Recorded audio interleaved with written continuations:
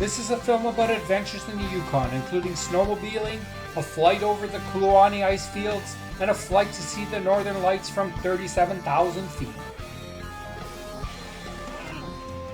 Getting to the northern Canadian city of Whitehorse in the Yukon in the dead of a Canadian winter that made travel challenging started with the de-icing of the airplane.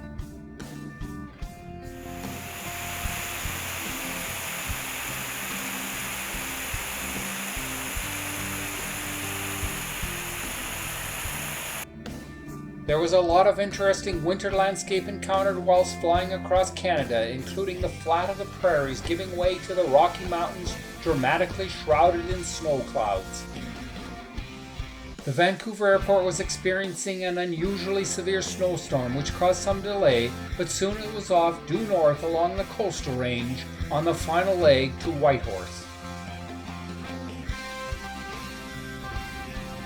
Whitehorse, with a population of some 26,000, is the capital of and only city in the Yukon. It is located on both the Alaska Highway and the banks of the Yukon River, which gave its name to the Yukon itself.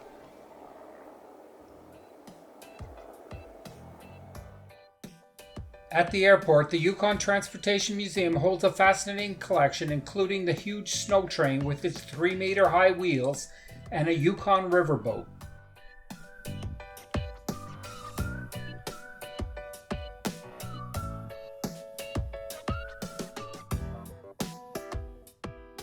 The temperature in Whitehorse got down to negative 27 degrees centigrade, so it was worthwhile plugging in my car to ensure an easier startup in the morning.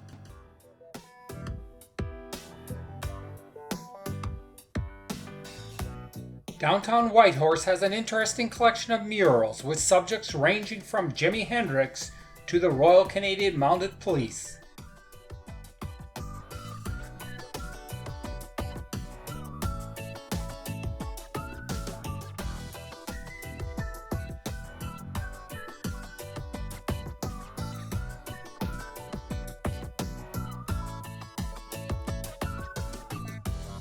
When ready, Grizzly.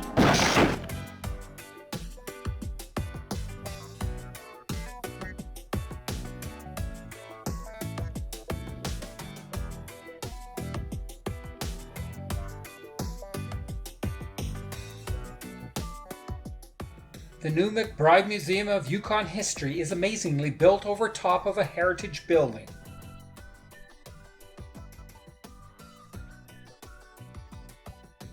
The Yukon River, rising in British Columbia and emptying into the Bering Sea in Alaska, is some 3,200 kilometers long. For millennia, the river served as the main transportation route into the Yukon interior. But alas, the paddle-wheeled steamboats which once plied this river have been superseded by ground transportation and aeroplanes. In 1955, the SS Klondike paddle-wheeler was retired from service on the Yukon River, and it is now a National Historic Site.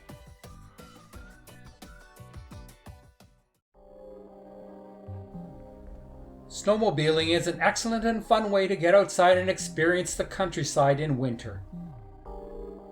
The snowmobiling outing centered around the 7-kilometer-long Fish Lake, which, although is only 15 kilometers from Whitehorse, is in the backcountry. Our trip started at the Sky High Wilderness Ranch, where we kitted up for the sub-zero temperatures before mounting up on the snow machines and heading out on the trails.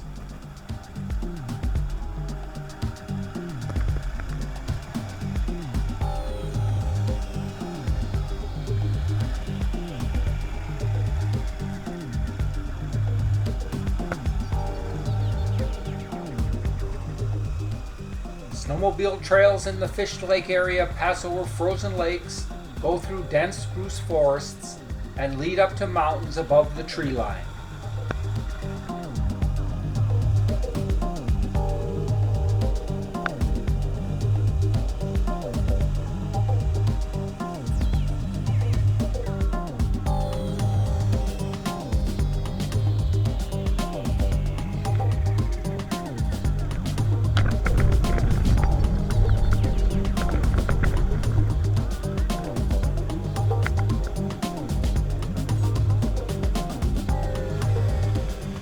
While we were on the sleds on the lake, others were on the lake either ice fishing, snowshoeing, or dog mushing.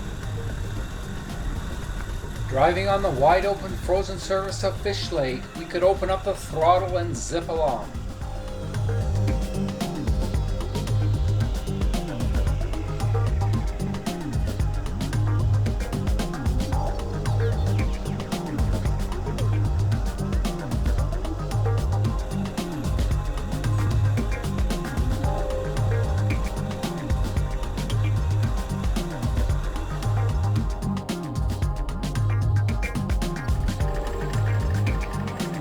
It doesn't matter. I'm going to take a movie for a minute. You can wait or you can go.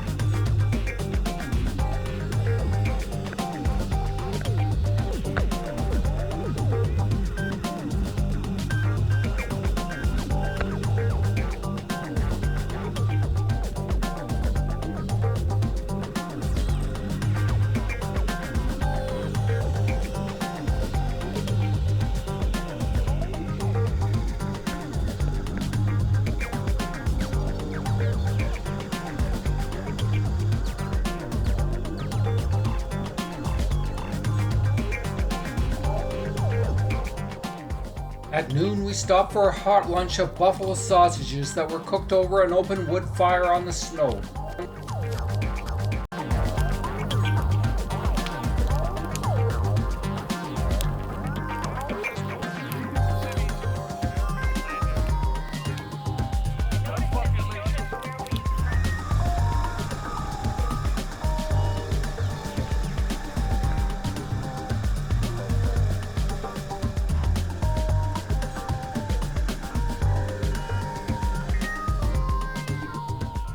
In our group were several inexperienced snowmobilers who turned over their sleds on a couple of occasions.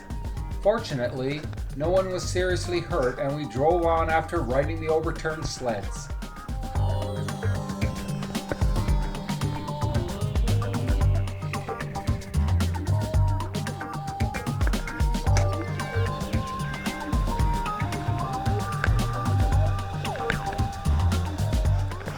Once above the tree line, we sighted a herd of mountain caribou feeding in the brush.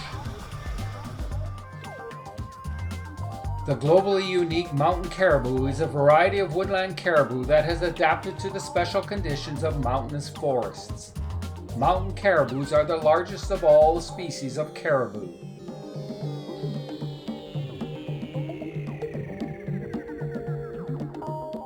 Mountain caribou migrate up and down the mountainsides, from the valley floors in the spring and fall to the high forests in the winter and summer.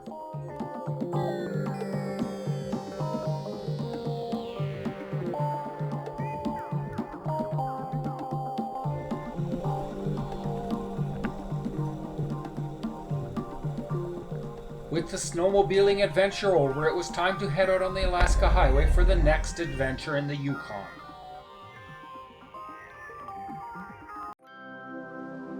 To see Mount Logan and the massive Kluane Icefield, I drove 155 kilometers west on the Alaska Highway to Haines, Junction. The impressive Alaska Highway was constructed by the military during World War II over an 8-month period and opened in 1943 for the purpose of connecting the contiguous United States to Alaska across Canada.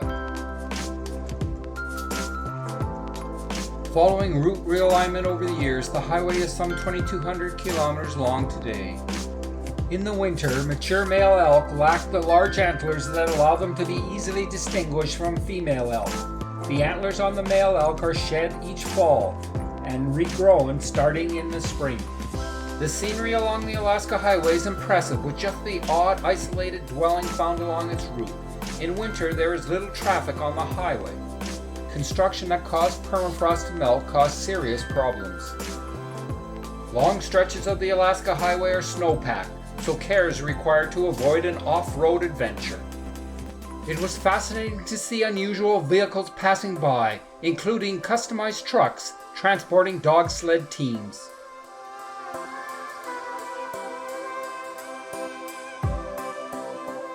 The old Ashihik River Bridge dates from 1903, when it was part of a wagon road that connected Whitehorse and Kluane Lake. Some of the dwellings along the road were fairly basic, but allowed the occupants to live on the land with its amazing scenery and also to live in isolation.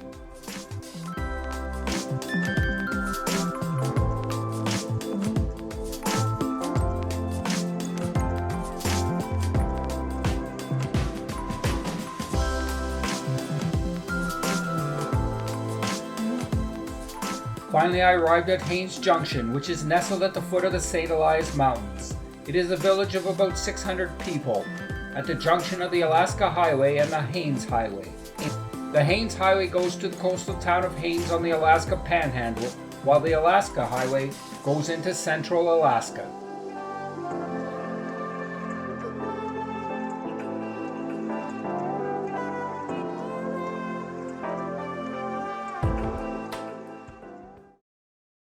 At the Haines Junction Airport, I took a 2-hour flight over the Kluane Icefield to see the world's largest non-polar ice field, which climaxed in a turn around Mount Logan.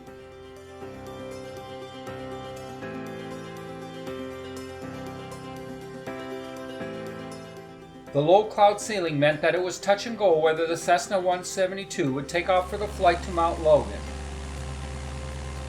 The decision to give it a go paid off as the skies were perfectly clear over the Kluane Icefield. The prop spinning in front of the small airplane interfered with photography, but more importantly, it kept us up in the air. Mounts Kennedy, Hubbard, and Albertson are a group of peaks, each over 4,300 meters, that share a massif. Mount Kennedy was named by the Canadian government in honor of U.S. President John F. Kennedy in 1964 following his assassination.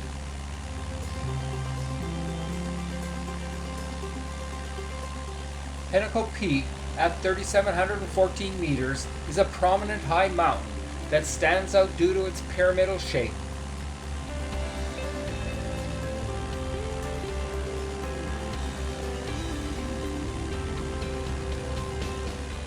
In the distance, we could see the Gulf of Alaska, which is the cradle for the low-pressure systems that bring abundant rain and snowfall to the Kluane Icefield area, such that in places it is more than 300 meters thick.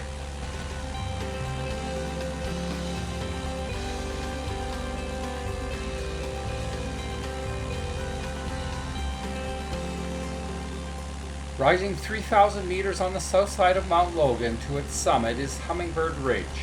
This ridge is one of the 50 classic climbs of North America. It has only been partially climbed once to the summit.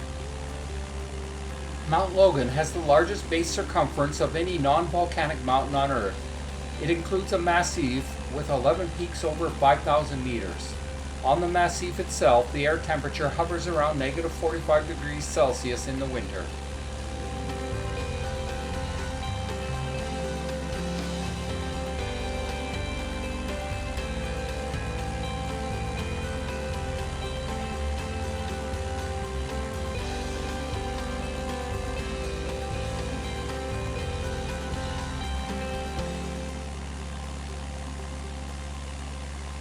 The Kaskawalsh Glacier is a vast valley glacier whose northern and central arms converge at the east end of Kaskawalsh Mountain. At this point, the lateral moraines of the two arms join together to form an impressive medial moraine in the center of the glacier that has expanded to 6 kilometers wide at this point.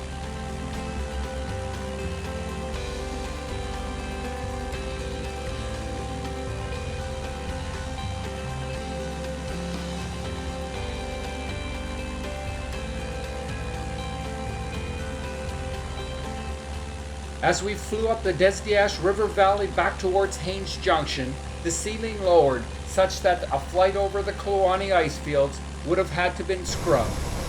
When we landed, I felt fortunate to have been able to see this remote part of the Yukon, including the impressive bulk of Mount Logan. Once back at the small airstrip terminal, it was back into the car for the 2.5-hour drive back to Whitehorse for the highly anticipated Aurora 360 flight that night.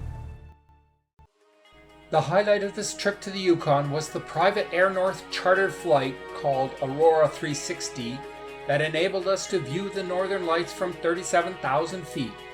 The Aurora 360 flight is a rare aurora hunting flight that takes off within the Aurora Oval, which is the area where the lights are most visible. 2 days were set aside when the flight might occur based on the auroral forecast and the weather conditions.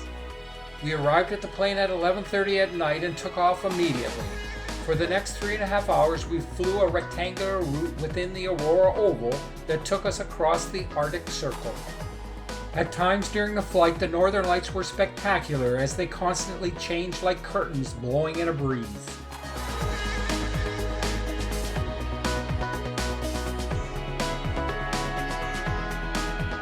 Unfortunately, while the northern lights were spectacular, I was unable to adequately capture them with my camera.